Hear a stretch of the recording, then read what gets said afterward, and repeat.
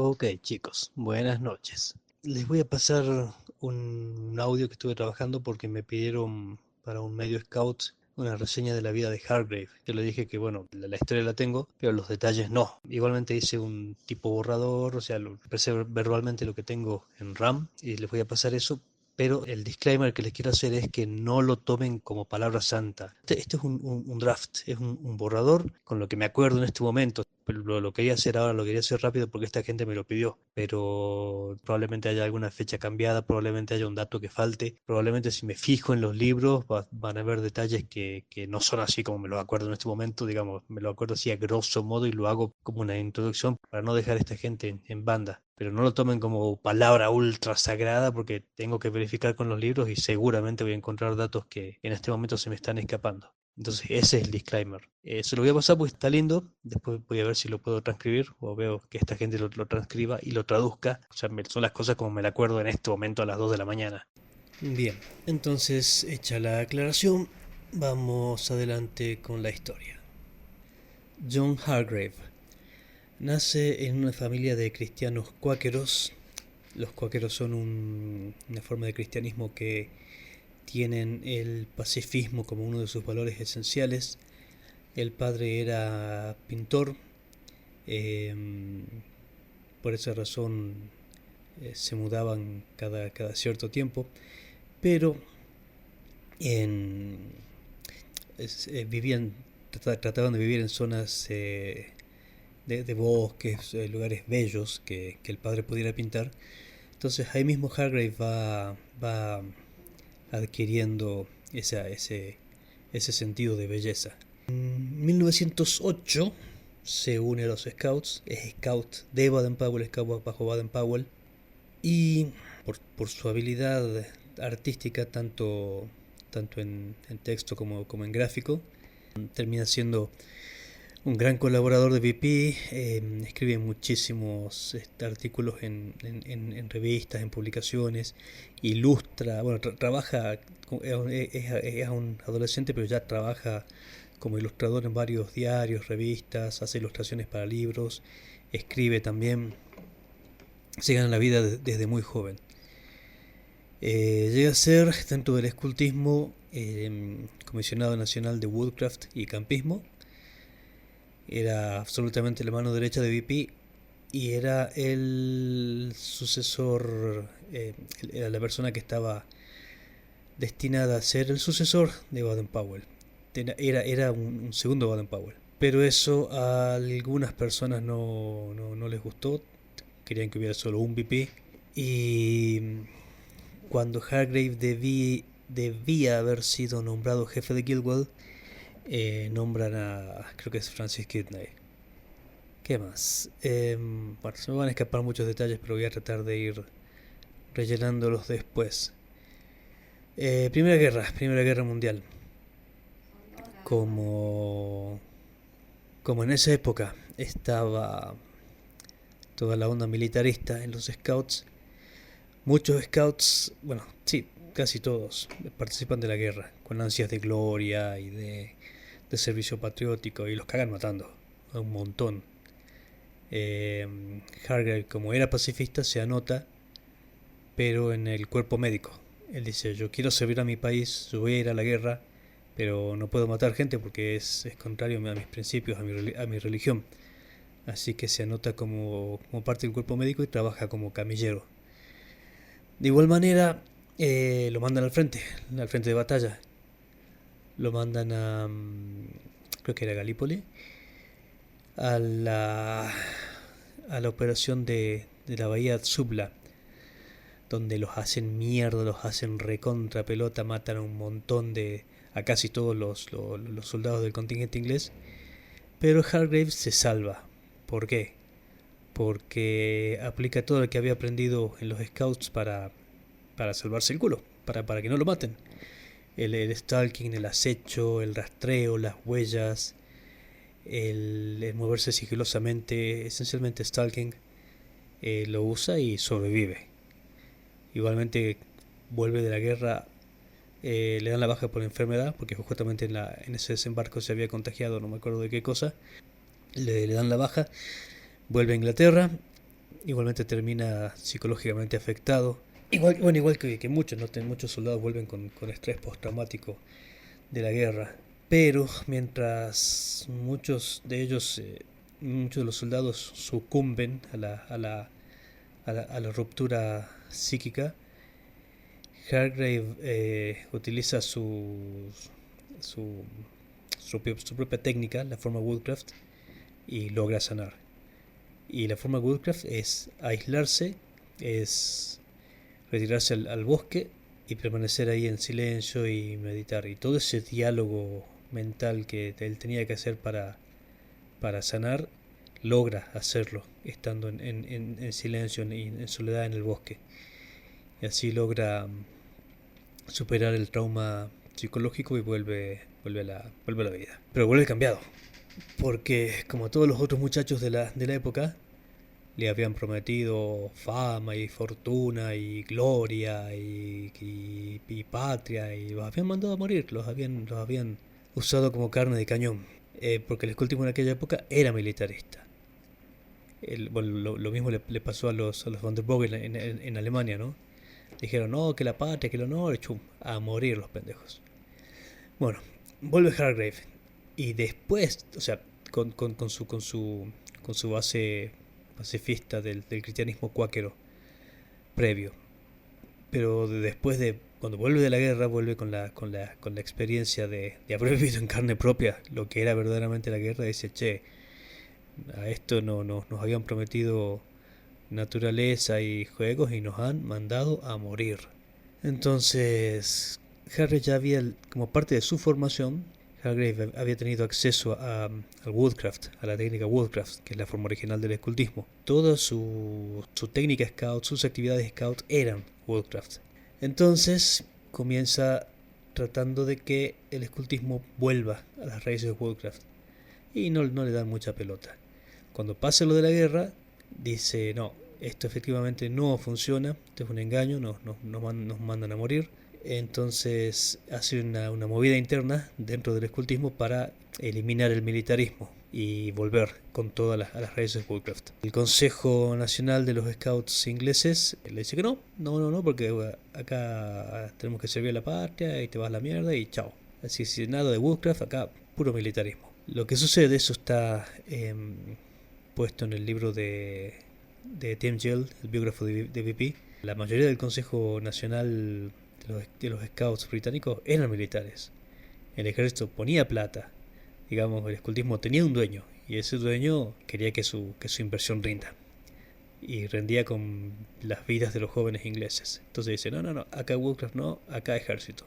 Eso también está documentado. Luego voy a buscar los apuntes. Entonces Hargrave dice, ajá, bueno, listo. Lo intenté por derecha, lo intenté de modo legal, moral, no funciona, me voy a la mierda. Agarra, reúne a todos los dirigentes que eran antimilitaristas de la época, dice, gente, esto no funcionó, yo ya hablé con el consejo, no nos dan pelota, esto es propiedad del ejército, vámonos y hagamos las cosas como tienen que ser. Yo intenté que las hagamos acá, pero estos acá responden a su amo, no al ideal, así es que nada, vamos. Se van y el 18 de agosto de 1920 fundan el Kivo Kieft, la hermandad del Kivo Kieft, que es un movimiento, una versión janusiana del escultismo. El janusianismo lo he visto, no recuerdo ahora quién no es un concepto que haya desarrollado yo, lo vi que alguien lo publicó, pero una asociación scout janusiana es justamente la que aplica el janusianismo, o sea, el concepto del dios Jano, que miraba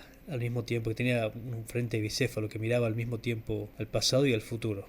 Kivo Kieft era una aplicación janusiana del escultismo. Por una parte apuntaba al futuro, decía, bueno, vamos a evolucionar de esta manera, pero con las fuertes raíces del pasado, con la base Woodcraft. Entonces crea el Kivo Kieft, inician las actividades, se une un montón de gente del palo, gente, artistas, utopians, no sé cómo se dice en español, gente que quería cambiar el mundo, mejorar el mundo, pero trabajando, no por las armas ni con la guerra. Quería cambiar el mundo a pulmón. Funciona así, con bases Woodcraft. Toma como mística, una mística de un héroe inglés, que es Robin Hood, el sistema tribal de Seton, y trabajan durante la década de 1920. En esa década tienen contacto con Rolf Gardner. Toman contacto con Gardner, van a Alemania, conocen a los Van der Vogel, toman muchísimo de los Van der Vogel y de los esclavos alemanes. En realidad fue una mezcolanza, un bizcochuelo de tres fuentes. O sea, lo que es escultismo alemán, Kibo Kieft y Van der Vogel prácticamente queda fundido. O sea, habían elementos originales puros Van der Vogel, elementos originales puros Kibo Kieft y elementos originales puros del escultismo alemán, que era un escultismo inglés adaptado a la forma germana. Pero en la década del 20 pasan por la licuadora y es todo contra todo, digamos. Kibo Kieft tiene influencia Van der Vogel y Pfadfinder, los alemanes también, Kibo Kieft y Van der Vogel, y los Van der Vogel también toman cosas de los esclavos alemanes y de Kibo Kieft. Así que la metodología de las tres formas termina siendo idéntica. Entonces, eso es 1920. En 1930 ya se cierne la amenaza nazi contra Inglaterra. Ya Hitler amenazaba con invadir Inglaterra, se la tenía jurada a Churchill. Hargrave se da cuenta de que la cosa se estaba poniendo negra, muy negra para Inglaterra. Según un reporte que encontré en una revista, Hargrave toma conocimiento de un cuerpo rumano anticomunista. Si Rumania estaba constantemente luchando contra el comunismo ruso, que lo tenía ahí a las puertas, los comunistas rusos estaban siempre agitando, haciendo propaganda, tratando de subvertir toda la sociedad rumana. Entonces es un héroe rumano que es Cornelio Codrianu, que dice: nada, vamos a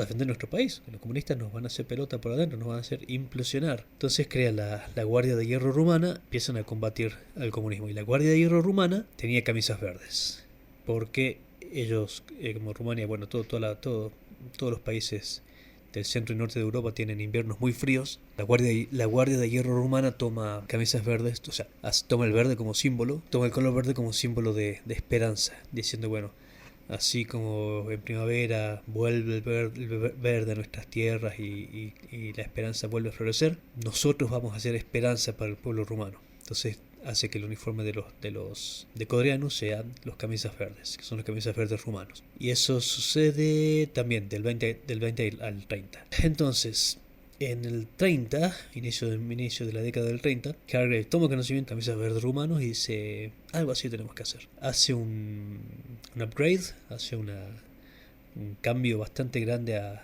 Kibo Kieft, los convierte en los camisas verdes, tomando bastante camisas verdes rumanos originales. Y ya la época del 30 al 40 sigue Kibo Kieft como camisas verdes, tratando de formar a la juventud en una onda mucho más paramilitar, que paradójicamente termina estando más cercano al escultismo original de Baden-Powell, que era militar. Pero hay una diferencia: el escultismo militarista te exige obediencia ciega, te exige entregar tu vida más allá de tu conciencia, o sea, obedecer y dar tu vida por la patria y Lola. Suena parecido, pero no es lo mismo. La paramilitaridad es dotar de ciertas características de estilo militar a una institución, de darle un cierto orden, uniformes, progresiones, insignias, cosas que tiene el escultismo y Kibo Kieft, pero la diferencia está en que vos sos dueño de tu vida, digamos. Una organización paramilitar no esencialmente te van a pedir que des tu vida por la causa. El militarismo sí. En el militarismo hay obediencia ciega y si hay que dar la vida, la das. Fin. En las estructuras paramilitares se trata de tomar lo aprovechable del militarismo para fines que tu conciencia tiene que adherir. Digamos, vos decís: a ver, si yo creo que vale la pena dar mi vida por la causa, la doy. Y si no, no, pero yo tomo la decisión. Cosa que en el militarismo no pasa. En el militarismo hay obediencia y punto. Pero bueno, volviendo a la historia, volviendo a Inglaterra en 1930, tenían a Hitler a las puertas, así que hacen ese cambio. Primero está la lucha con las otras facciones. Los camisas verdes de Hargrave estaban opuestos a los camisas negras de Mosley, que eran fascistas, era fascismo inglés, y a los camisas rojas comunistas. Era un circo ahí de camisas de colores, pero eran facciones como en Dune o en Age of Empires. Y eran los verdes contra los rojos contra los negros, todos contra todos. Y se agarraban en la calle, se hacían mierda, se cagaban a piñas mal. Pero bueno, estaba todo tan jodido en Inglaterra en esa época que los miembros decían: a la mierda, yo le pego, chao. Y donde los cruzaban, pum, piña. Después vienen las cuestiones externas, que justamente por esos desórdenes callejeros y por otras cuestiones políticas, el gobierno inglés declara ilegales a todas las facciones. Dice, aquí nadie, solo el ejército usa camisas de corte militar, nadie más. Así que hizo ilegales a Kibo Kiev y a las camisas negras y a las camisas rojas. Después vino la guerra, la segunda guerra, quedó todo destruido, cae una bomba en lo que era la sede de Kibo Kiev, hace mierda todo. Después de la guerra, Inglaterra comienza a reconstruirse. Hargrave intenta reconstruir el Kibo Kiev, pero estaban los ánimos, estaba la gente muy caída. Y Hargrave cierra oficialmente el Kibo Kiev en Inglaterra. Y aparentemente era el fin, pero no lo era. Porque Hargrave escribía tan bien que sus libros habían sido traducidos a varios idiomas. Lo habían traducido a alemán principalmente, a checo, a otros idiomas los tengo anotado ahí, no me acuerdo ahora. Y los libros de Hargrave en alemán, como les había dicho, conforman lo que es el espíritu del escultismo alemán e influye grandemente también en los Van der Vogel y llega por proximidad geográfica a Polonia. En Polonia tenemos a otro héroe de Kibo Kiev, que es Tadeusz Wierwalski. No sé bien cómo se pronuncia el polaco, si se pronuncia como el alemán o cómo. No sé si es Wierwalski o Wierwalski. La cuestión es que Wierwalski es desde que era chico. Es esclavo en la ZHP, la asociación polaca. Después los polacos también tienen problemas con los comunistas. Los comunistas los pervierten a la ZHP, la hacen, la comunistan. Cambian la ley, cambian la misma mierda que hemos visto en todos los países hoy en día. Ya había pasado en Polonia en los años 40. Los comunistas invaden ideológicamente la ZHP, cambian la ley, cambian todo. O sea, terminan siendo oficialmente SCAO de nombre, pero el programa no era SCAO, el programa era comunista. Aparte hubo una época en que los comunistas finalmente toman el poder y prohíben completamente el escultismo en Polonia. En ese tiempo Wierwalski pertenece al movimiento de resistencia y realiza escultismo oculto, underground. Después de un tiempo, bueno, finalmente intentan rescatar el escultismo, pero la ZHP seguía comunistada, o sea, no la habían cambiado la ley y eso no se toca y seguían con todos sus paradigmas de mierda. Y entonces no estuvo Wierwalski a la cabeza, pero sí participó en hacer la ZHR, que es una nueva asociación polaca, Scout, o sea, no Scout de nombre, sino Scout de espíritu. Y en esa asociación él dice, bueno, a ver, ¿y ahora cómo hacemos esto? Entonces él recuerda los libros de Seton, ¿sí? El Woodcraft, y sobre todo los libros de Hargrave.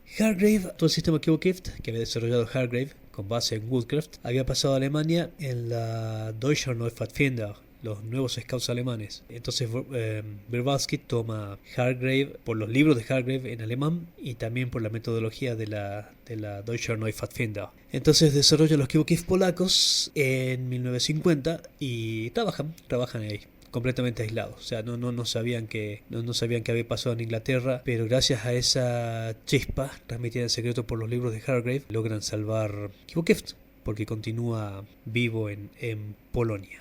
Bueno, después está la parte del Tartan Douglas, que no me acuerdo el año, pero el mayor Clifford Douglas tenía derecho una parte de la familia real tenía derecho a otorgar el uso del Tartan Douglas. Entonces se lo ofrece a Kibo Kiev. Le dice, mira, estoy viendo que ustedes hacen un muy buen trabajo, un trabajo espectacular.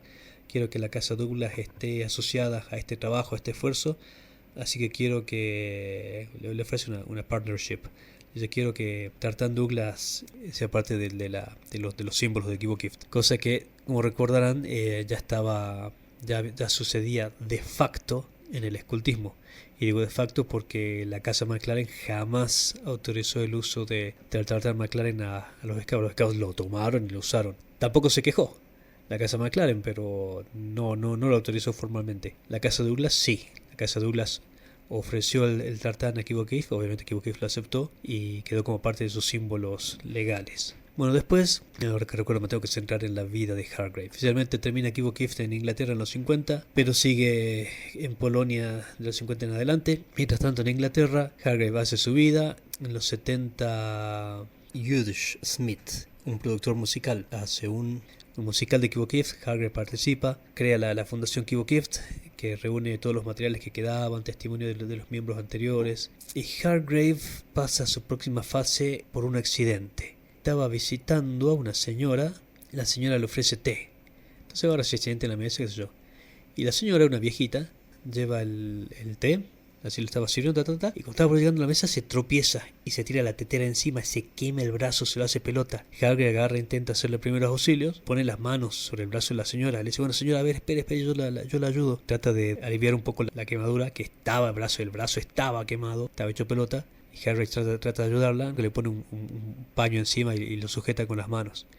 Y le tiene las manos encima de la señora del brazo que estaba completamente quemado. A los 2 minutos dice, bueno, vamos a sacar el paño a ver cómo está. Saca y la señora estaba completamente curada. La quemadura había desaparecido, la imposición de las manos de Hargrave la había curado a la señora. Cuando Hargrave se da cuenta de eso, dice, bueno, vamos a profundizar esto. Y se dedica a sanación por imposición de manos. Hargrave desde el principio había sido un alma libre, Freethinker, y había leído, investigado, le encantaba mucho lo oriental, lo japonés, lo indio, yoga, respiración, todas las técnicas alternativas, las había practicado y las había enseñado a los miembros de Kivokift. Kivokift se caracteriza por ese espíritu abierto de investigación y de aplicación de medicina alternativa. Y se ve que los años de práctica finalmente dieron sus frutos y bueno, Hagrid, o sea, lo había desarrollado con los años con la práctica, pero bueno, lo pone al servicio a partir del episodio de esa viejita. Y empieza a sanar a mucha gente. Y bueno, creo que eso es lo último en cuanto a la vida pública. Suceden algunas otras cosas, pero no son tan interesantes. Y muere en 1982, cuando yo tenía 7 años. Y Kivokift aparentemente quedaba como una cosa del recuerdo, pero gracias a los polacos que salvaguardaron la semilla, hoy tenemos Kivokift para todo el mundo. Alt Cyberite.